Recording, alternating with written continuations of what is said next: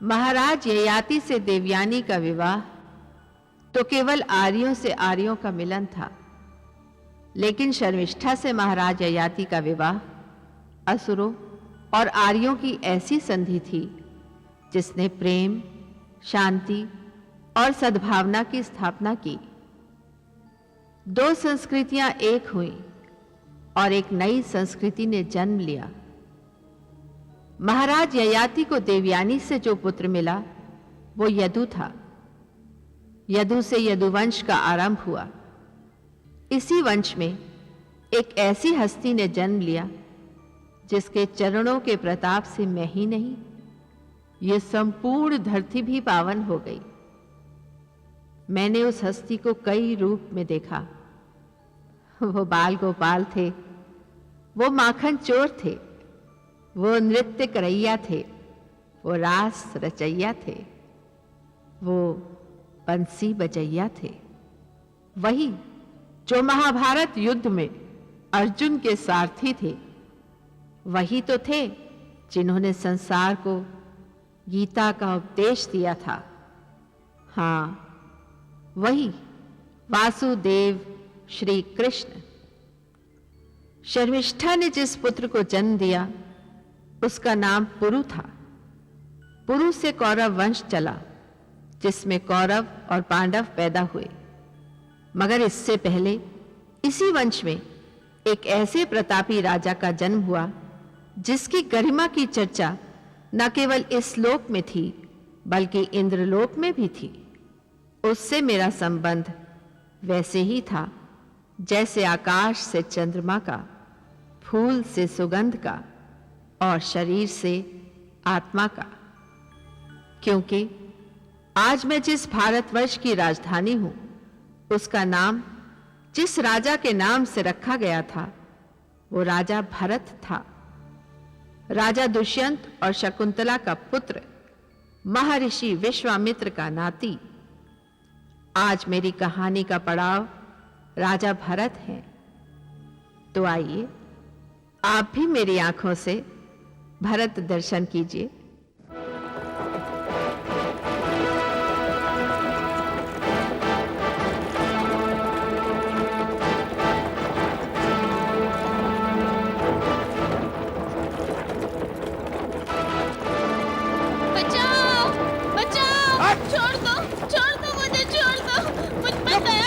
और चिल्लाए तो तलवार मार दूंगा गर्दन पर। छोड़ दो, मुझे छोड़ दो। भारती, छोड़ दो मुझे।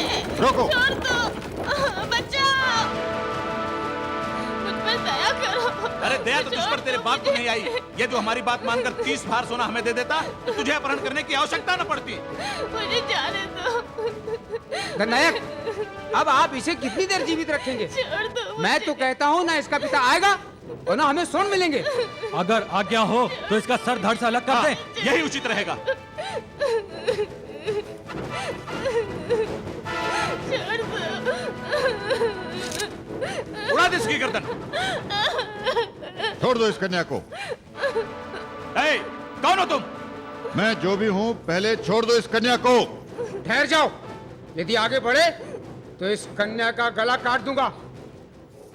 हाँ, अब बताओ कौन हो तुम? पहले तुम बताओ तुम कौन हो? तो सुनो, हम डाकू हैं। डाकू? हाँ, इस क्षेत्र के लोग हमारा नाम सुनकर कांपते हैं। मैं दलनायक हूं इन सबका, ये सभी हमारे साथी हैं। मेरा नाम जंगा है, जंगा। मुझे दाहक कहते हैं और मुझे पावक। और मुझे गर्जन सिंह। ये नाम तो सुने हैं हमने इस क्षेत्र में। आतंक फैलाने के लिए प्रसिद्ध हैं ये नाम। लूट मार और हत्या जैसे अपराध किए हैं तुम लोगों ने, किंतु एक असहाय और दुर्बल कन्या के प्राण लेने का कारण? हम अपहरण करके लाए हैं इसे। अपहरण? किंतु क्यों? इसका विवाह होने वाला है। इसके पिता ने स्वर्ण के आभूषण बनवाए हैं इसके लिए। हमने उससे वो स्वर्ण मांगा किंतु उसने देने से इनकार कर दिया। तब हमने इसका अपहरण किया। अब इसकी हत्या करके इसके शव को इसके पिता के पास भेज देंगे। और यदि तुम्हें स्वर्ण मिल जाए तो? कौन देगा इसके प्राणों के बदले में हमें स्वर्ण? मैं तुम्हें दूंगा स्वर्ण। किंतु तुम क्यों दोगे? कौन लगते हो तुम इसके? समझ लो हम इसके पिता हैं। पिता? परंतु तुम सोच क्यों रहे हो? हम तुम्हें देंगे स्वर्ण छोड़ दो इस कन्या को। तुम तो ऐसे कह रहे हो जैसे तुम यहाँ के राजा हो। सत्य कहा तुमने, हम राजा हैं। राजा? हम भरत हैं। महाराज भरत? हमने सुना है महाराज भरत का नाम, किंतु उन्हें कभी देखा नहीं। तो अब देख लो, छोड़ दो इस कन्या को और इसके बदले में हम तुम्हें देंगे 60 भार स्वर्ण। किंतु स्वर्ण है कहां? तुम सब हमारे राजमहल में आ जाओ, तुम्हें स्वर्ण मिल जाएगा। वाह महाराज वाह, डाकू अवश्य हैं हम, किंतु मूर्ख नहीं। यदि हम आपके राजमहल में आते हैं तो वहां हमारा स्वागत आपके सैनिक करेंगे, गर्दन काट दी जाएगी हमारी। नहीं महाराज नहीं, इतना महंगा स्वर्ण हमें नहीं चाहिए। महंगा स्वर्ण नहीं, स्वर्ण का कोई मूल्य नहीं, महंगे तो है मानव प्राण। इस कन्या को छोड़ दो तो हम तुम्हें स्वर्ण देंगे, ये हमारा वचन है। और भरत अपने वचन से कभी नहीं फिरता। सुना तो हमने भी यही है। तो फिर हम पर विश्वास रखो और छोड़ दो इस कन्या को और आ जाओ हमारे राजमहल में और तुम्हें स्वर्ण मिल जाएगा। नहीं चंगा नहीं, इनकी बातों में मत आना, मुझे तो इनकी बातों में छल लग रहा है। ईश्वर की सौगंध, अगर इस कन्या के प्राण संकट में न होते तो मैं तुम्हें उचित उत्तर देता। याद रखो, मैं अब भी तुम चारों को दंड दे सकता हूं। इससे पहले मैं इसका वध कर दूंगा। इससे किसी को कुछ नहीं मिलेगा। यदि इस कन्या की मृत्यु हो गई तो लोग आरोप तुम पर नहीं मुझ पर लगाएंगे। जनता कहेगी कि एक राजा होते हुए भी मैं इस कन्या के प्राणों को बचा नहीं सका। एक पिता होते हुए मैं अपनी पुत्री के प्राणों की रक्षा नहीं कर सका। इसलिए मैं कहता हूं कि विश्वास करो मेरे वचन पर, यह भरत का वचन है। हम विश्वास करते हैं तुम्हारी वचन का, किंतु राजमहल में हमारी सुरक्षा। हम तुम्हें सुरक्षा का वचन देते हैं। राजमहल में तुम्हारा स्वागत अतिथियों समान होगा और स्वर्ण लेने के बाद जब तक तुम अपने क्षेत्र में सुरक्षित नहीं पहुंचते, तुम्हारी सुरक्षा का उत्तरदायित्व हमारा होगा। छोड़ दो इस कन्या को।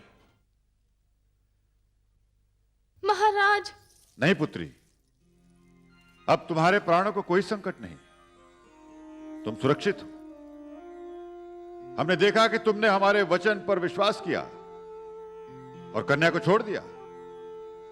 अब तुम देखोगे कि राजा भरत अपना वचन कैसे निभाता है। चलो पुत्री।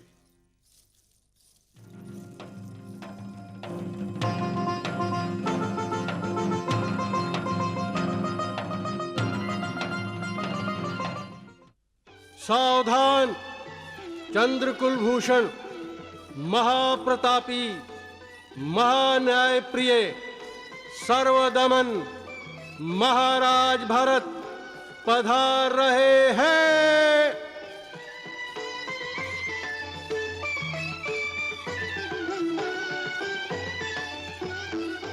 प्रणाम गुरुवर।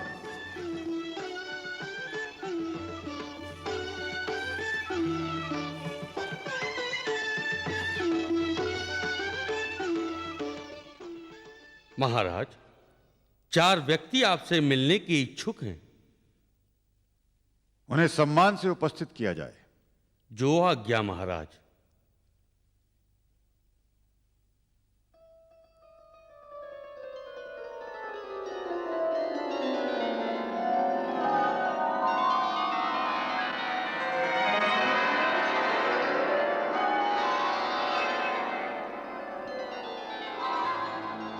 आइए दस्युराज।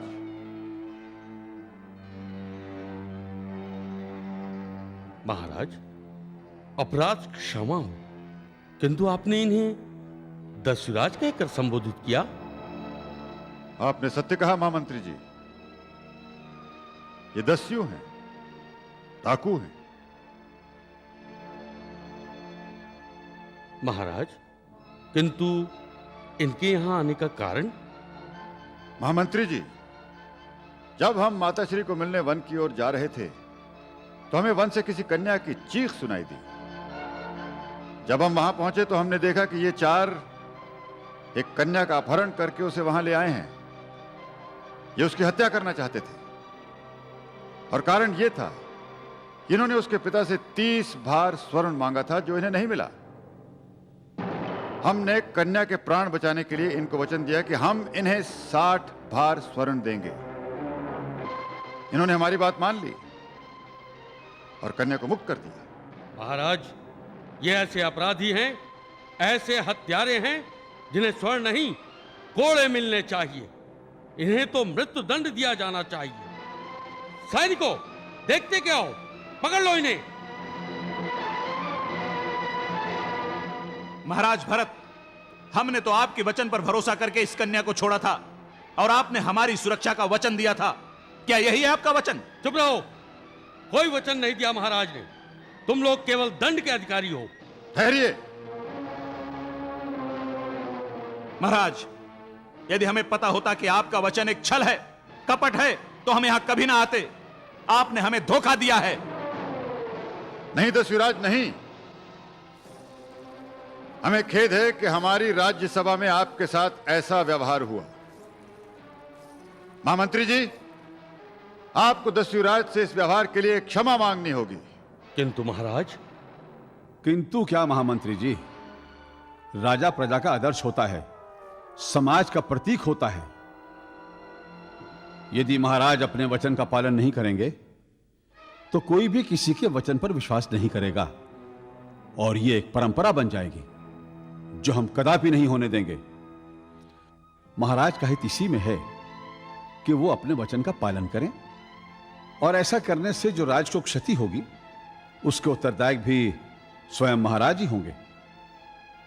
हम उन्हें अपना वचन भंग करने का परामर्श नहीं दे सकते। दस्युराज, महामंत्री जी की ओर से हम आपसे क्षमा मांगते हैं। महाराज, अपराध क्षमा हो, किंतु महामंत्री जी, हमने दस्युराज को वचन दिया है कि इस कन्या के प्राणों के बदले में हम उन्हें 60 भार स्वर्ण देंगे।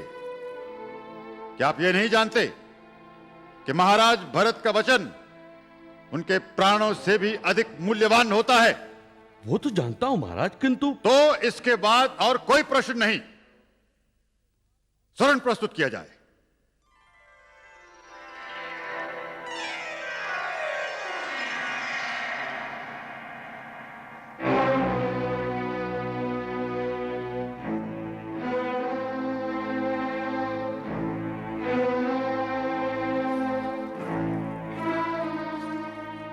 दस्युराज, हम आपके आभारी हैं कि हमारी बात मानकर आपने कन्या को प्राणदान दिया। स्वर्ण ग्रहण कीजिए।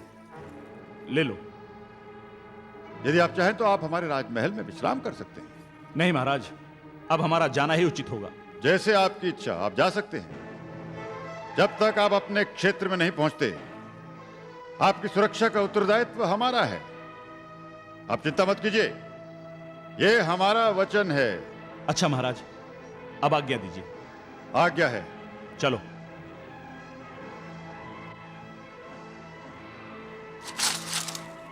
रुकिए मत, जाइए।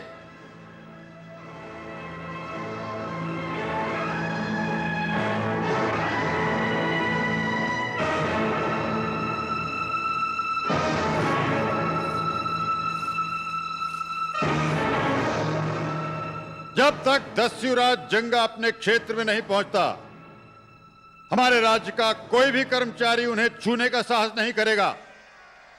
और यदि किसी ने ऐसा किया तो हमारी दृष्टि में वो उनसे भी बड़ा अपराधी होगा और उस अपराध का परिणाम होगा मृत्युदंड।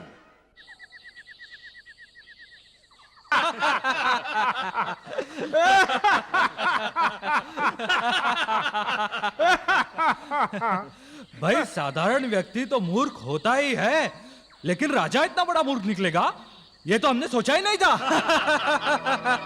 नायक, जब राजा ने तुम्हें दैस सुनायक कहा था तो सारा दरबार हमें देख रहा था। भाई, मैं तो डर ही गया था कि कहीं हमें वे जान से ना मार डाले। डर तो मैं भी गया था उस सेनापति की तलवार देख के। भाई, मुझे तो उम्मीद ही नहीं थी कि हम बचकर निकलेंगे राज दरबार से। ये तो चमत्कार हो गया। प्रजा को लूटने वाले जंगा ने आज राजा भरत को लूट लिया, वो भी दोनों हाथों से। जानते हो तुम लोग, जब मेरा जन्म हुआ था तो एक ज्योतिषी ने मेरे माता पिता से कहा था कि दरिद्रता के दिन गए, तुमने एक भाग्यशाली पुत्र को जन्म दिया है। ये बड़ा होकर अपने माता पिता का नाम रोशन करेगा। इसके भय से लोग कांपेंगे। इसके मुंह से निकला हुआ हर शब्द आदेश होगा। और ये राज करेगा। देख लिया तुम लोगों ने, आज मैं राजा हूं, राजा, इस क्षेत्र का राजा। नहीं, तुम दस्यु हो, डाकू हो, राजा हम हैं। महाराज आप? हाँ, हमने अपना वचन पूरा किया, तुम्हें 60 भार स्वर्ण देकर और इस क्षेत्र में सुरक्षित लाकर। किंतु अब तुम केवल डाकू हो और राजा हम हैं और हमारी तलवार हमारे हाथ में है। देख क्या रहे हो? हमारे साथ कोई सैनिक नहीं, हम अकेले हैं। महाराज, आपको यहां आने में भय नहीं लगा? भय राजा का होता है, राजा को नहीं। यदि तुम लोग आत्मसमर्पण कर देते हो तो केवल कारागार जाओगे, और यदि सामना करने का साहस किया तो उसका परिणाम होगा मृत्यु दंड। महाराज, आप भूल गए कि हम 4 हैं और आप अकेले।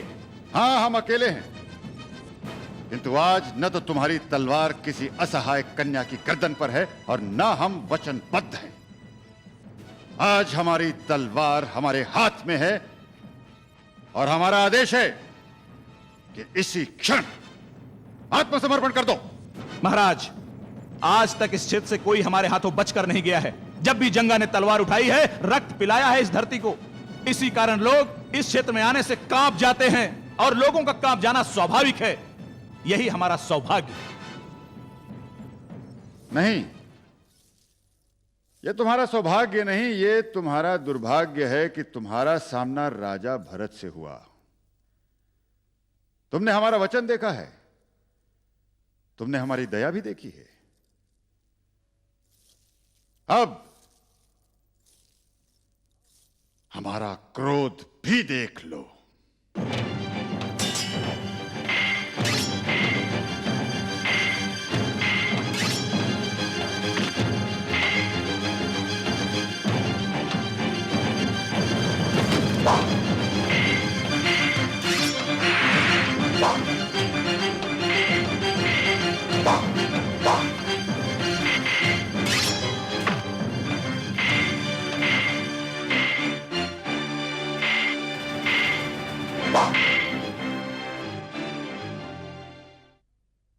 यदि हम चाहें तो एक क्षण में इन पापी शरीरों को गिरा सकते हैं। महाराज, महाराज, मुझे क्षमा कर दीजिए, मुझे क्षमा कर दीजिए महाराज, क्षमा कर दीजिए महाराज, क्षमा कर दीजिए महाराज, क्षमा कर दीजिए। तुम लोग किसी भी दृष्टि से क्षमा के योग्य नहीं हो, फिर भी हम तुम्हें जीने का एक अवसर और देते हैं। किंतु इससे पहले तुम्हें उस कन्या से क्षमा मांगनी होगी जिसे अपने अपवित्र हाथों से छूकर तुमने अपमानित किया है। महाराज, महाराज, हमें प्राण दान दे दीजिए, हम इस कन्या से भी क्षमा मांग लेंगे। आओ पुत्री। प्रणाम महाराज। जंगा। देवी, हम सबको क्षमा कर दो देवी। इस प्रकार नहीं, इसके चरण छूकर। जी जी महाराज। तुम सब हमको क्षमा कर दो देवी, हमको क्षमा कर दो देवी, हमें क्षमा कर दो देवी। और अब इस स्वर्ण पर तुम्हारा नहीं, इस कन्या का अधिकार है। जी जी महाराज। गर्जन, ये लो जंगा। ये लो देवी, ये आपके लिए है, लीजिए।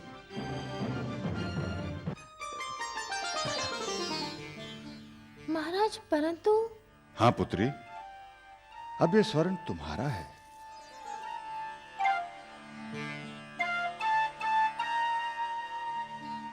जंगा, कुछ समय पहले तुम कितने निर्दयी और अत्याचारी थे, क्योंकि उस समय तुम्हारा केवल प्राण लेने का चैतन्य था। किंतु अब जब तुम्हारे अपने प्राण संकट में हैं, तुम कितने काय हो गए हो। जब तुम जीवन दे नहीं सकते तो तुम्हें जीवन लेने का क्या अधिकार है? जी महाराज, आज जब हमारे प्राण संकट में आए तो हमारी समझ में आया कि प्राणों का मूल्य क्या है। पुत्री, हम तुम्हारे आभारी हैं। तुमने इस क्षेत्र को आतंक से मुक्त करने में हमारी सहायता की। जंगा, जाओ और एक नए जीवन का आरंभ करो। आतंक और घृणा का नहीं, किंतु प्रेम और सद्भावना का। आओ बेटी।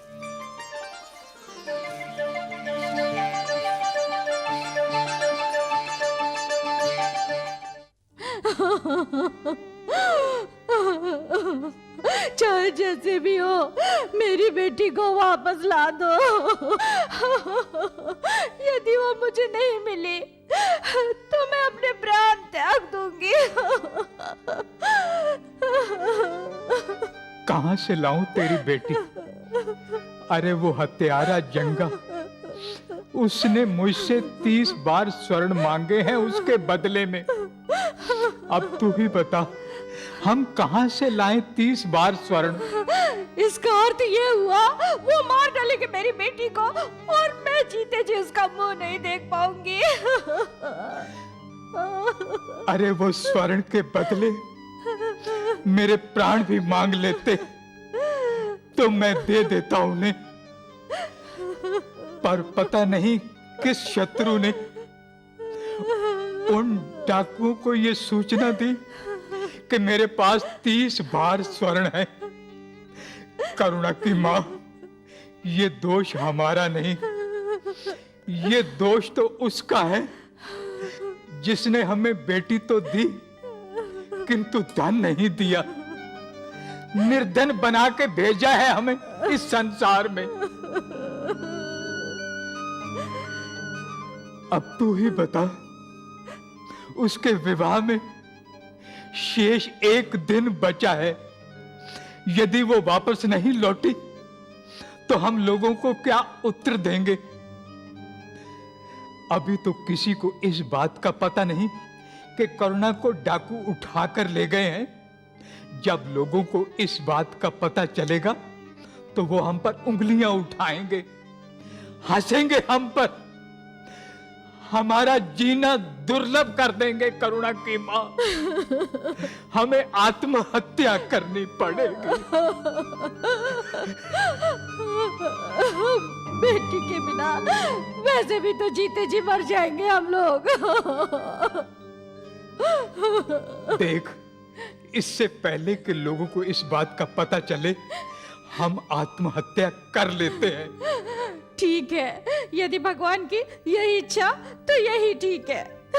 माँ, बाबा, करुणा, मेरी बच्ची, करुणा, मेरी बेटी, ईश्वर को हम पे दया आ गई और उन्होंने तुझे छोड़ दिया। हाँ माँ, आखिर उन्हें मुझे छोड़ना ही पड़ा। माँ, बाबा, कल तेरा विवाह है बेटी। यदि तू आज वापस नहीं आती तो लोगों के सामने लज्जा से हमारा सिर झुक जाता। हम इस स्थिति का सामना नहीं कर पाते, हमें आत्महत्या करनी पड़ती बेटी। आत्महत्या तो तुम्हें अब भी करनी पड़ेगी श्रीनाथ। गौरी शंकर जी, आप? हाँ, मैं। अच्छा हुआ कि ठीक समय पर मुझे इस बात की सूचना मिल गई। किस बात की सूचना? अच्छा, किस बात की सूचना? अरे इस बात की सूचना कि तुम्हारी बेटी को डाकू उठा ले गए थे। किंतु उन्होंने तो इसे छोड़ दिया। और डाकुओं की छोड़ी हुई कन्या के साथ मैं अपने बेटे का विवाह नहीं कर सकता। क्यों? क्यों नहीं करोगे इससे विवाह? क्योंकि तेरी बेटी डाकुओं के पास रहकर आई है। और इस बात का क्या प्रमाण है कि तेरी बेटी वहां सुरक्षित थी? और इस बात का क्या प्रमाण है कि उन्होंने इसकी पवित्रता भंग नहीं की होगी? और इस बात का क्या प्रमाण है कि इसके साथ उन्होंने बलात्कार नहीं किया होगा? गौरी शंकर जी, चिल्लाओ मत श्रीनाथ। तुम्हारी बेटी अब पवित्र नहीं रही। ये डाकुओं के पास से मुंह काला करके लौटी है और अब इसके साथ मेरे बेटे का विवाह नहीं हो सकता।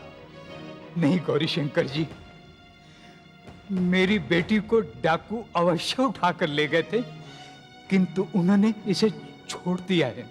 उन्होंने इसके साथ कोई अनुचित व्यवहार नहीं किया।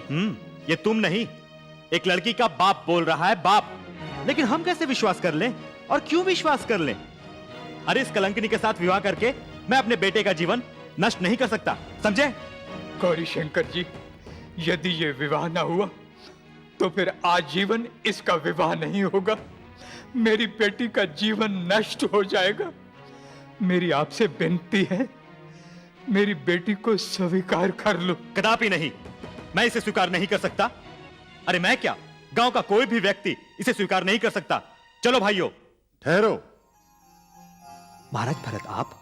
महाराज भरत? महाराज भरत। महाराज भरत,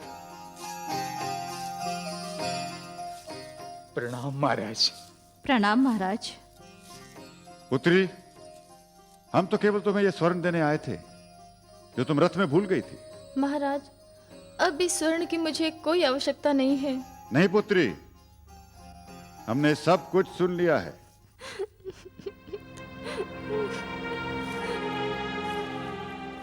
तुम्हारा विवाह अवश्य होगा।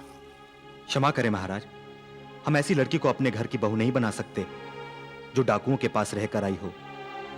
यह सत्य है कि डाकू इसका अपहरण करके इसे ले गए थे, किंतु उन्होंने इसके साथ कोई दुर्व्यवहार नहीं किया। उनको तो लोभ केवल स्वर्ण का था।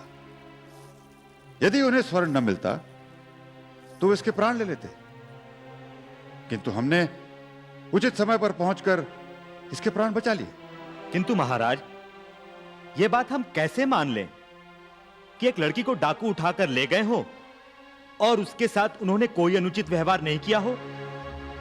वे डाकू थे महाराज, कोई सज्जन पुरुष तो थे नहीं जो इसके सम्मान की रक्षा करते। उन्होंने जरूर ही इसके सम्मान का हरण किया होगा, और अब यह लड़की किसी भी सम्मानित व्यक्ति के घर की बहू बनने के योग्य नहीं है महाराज। किंतु इस पर ऐसा लांछन लगाने से पहले आप सोच लीजिए कि इसके लिए जीवन और मृत्यु का प्रश्न है, क्योंकि यह नारी है और नारी के लिए सम्मान एक दर्पण के समान होता है। एक बार वो टूट जाए तो वो फिर कभी नहीं जुड़ सकता। हम इसे बचाकर लाए हैं और हम कहते हैं कि ये गंगा जल की तरह पवित्र है। यदि उन डाकुओं ने इस कन्या के सम्मान का हरण किया होता तो हम उन्हें जीवित न छोड़ते, किंतु आप उन डाकुओं से भी बुरे हैं। एक निर्दोष कन्या पर लांछन लगाकर आप उसका जीवन नष्ट कर रहे हैं। नारी का सम्मान करना हर व्यक्ति और हर समाज का धर्म है, कर्तव्य है। यदि कोई व्यक्ति या समाज नारी का सम्मान नहीं करता तो वो स्वयं सम्मान के योग्य नहीं है। हम आपसे पूछते हैं कि यदि आपकी पुत्री का अपहरण कर लिया होता डाकुओं ने, तो क्या आप उस पर इस तरह लांछन लगाते? क्या आप उसे स्वीकार करने से इनकार कर देते?